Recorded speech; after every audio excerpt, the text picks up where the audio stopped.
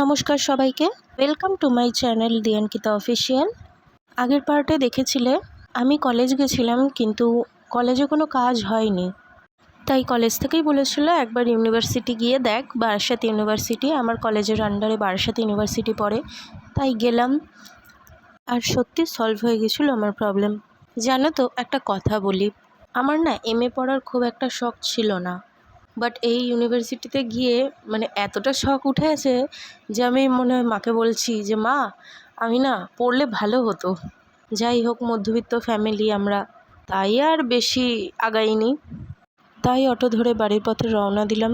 তবে একটা কথা বলি শোনো, অটোতে বসে যতটা না ঝাঁকুনি মনে হয়েছে, টোটোতে যাওয়ার সময় এত ঝাঁকুনি দিয়েছিল তুমি বিশ্বাস করবে না তোমরা। বিনা পয়সায় 10 টাকা দিয়ে সাইক্লোন চড়ার যদি কারোর শখ ওঠে, ওইটা অন্তত পক্ষে যাওয়া উচিত ছিল।